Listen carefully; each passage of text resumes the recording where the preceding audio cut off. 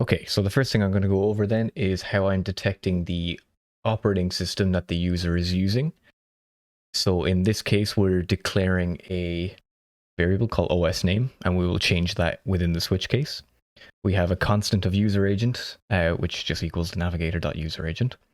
And then in the switch case, we're looking at the headers within user agent, and we can kind of pick out what we're looking for. So basically, if we see Windows NT 10, we can detect then that it is Windows 11 or 10, and we can change an element within the HTML using a document.getElement by ID, in this case, the operating system image. And because that OS name is changed within the switch case, we can also use that conditional logic for some other things. So in this case, I'm using it to also change a H1 tag on the HTML, basically just using it as a title. So at the minute, the switch case goes through either Windows 10, 11, 8.1, 8, iOS, Mac, Android, and Linux. And because obviously Android is based on Linux, sometimes that can result in a false positive, but that is why they're ordered the way they are. That mitigates that. So we can have a look at that in action if I switch over to my browser here. So right now it is saying that it's Windows and I'm on Chrome, which I am.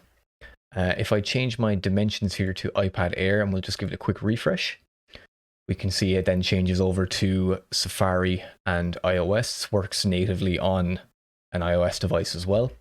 And if we go over to, let's say, the Pixel 5, which is an Android-based device, and we refresh, we can see that it's using Chrome and it detects the operating system as Android.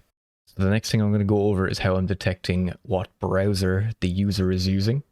It's much the same logic. I'm using a switch case again, changing a constant or a variable.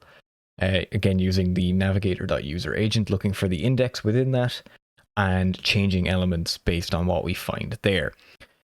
Because the likes of Microsoft Edge is now based on Chromium, there is a little bit more logic that we have to put in there, but we can still dig out the index of Edge, and we can just make sure that when we're trying to detect for Chrome, that it's not just going to pull Edge and vice versa. And the same kind of thing happens with Safari, but obviously Safari is not Chromium based, but it does use the same WebKit rendering engine. So it can result in a false positive there. But again, due to the order that they're placed in, it tends to mitigate that. So if we pop over to the browser again, we can see that in action. I go for an inspect here. It defaulted to iPad Air there, so we can actually just refresh, and we can see now that the browser changes over to Safari. And just to give one more example of how that's working, we'll just jump back over to this scene here, and we'll just pop open Firefox.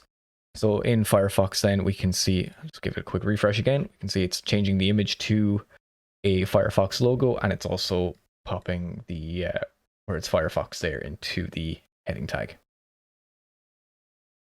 The next element that we have then is I am looking at the browser viewport of the user. So in my case, it's 2560 by 1337, but this will actually respond based on the user's resolution, and then of course the browser would be dependent on that, or the browser viewport will be dependent on that. So the way we're doing that then is we actually put in a semi placeholder element. So we use a document.getElement by ID, and we're targeting the viewport in this case. And we'll grab the inner width and the inner height. This will be on initial page load. However, we're also using an event listener, so we're going to listen for the resize event. So once that changes, then we're actually rewriting to the viewport element, or the viewport ID in this case. So again, we can see that in action if we just pop over to the browser. Just for ease, we'll inspect. And we'll go back to responsive here. So if I resize this, it is actually resizing the text in the element is changing. And again, even if I pop out of inspect element, and we'll just make the actual browser window smaller, and we can see that it will rewrite on every resize. And then back to normal. In this project then, I also wanted to fetch the public IPv4 of the user. And to do this, I used a public API called IPify, and we can send a GET request to that API, and then we can catch the response and then use the .text appendage, and that will convert it to text for us so we can actually use it within our HTML. So we're again using a document.getElementById targeting the user IP, and we're printing your public IPv4 is, and then whatever your IPv4 is. If we just pop over to the index.html just for a second here, we can actually see that we're doing this on load after 1.9 seconds or 1900 milliseconds.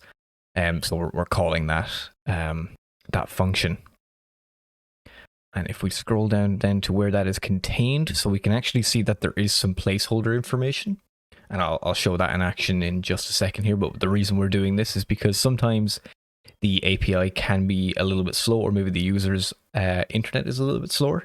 In that case, the response would take a little bit longer, just so there is something being displayed there while that is happening. The reason for the set timeout then is just so we can actually see that that is happening.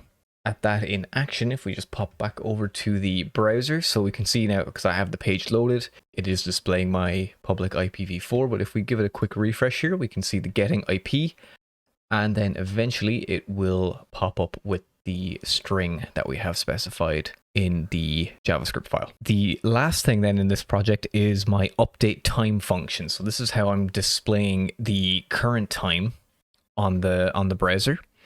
So the way we're achieving that then is we're creating a new date object and we're picking some elements out of that. So because the default for date.getSeconds, when it's under 10, it won't actually display the 0 in front.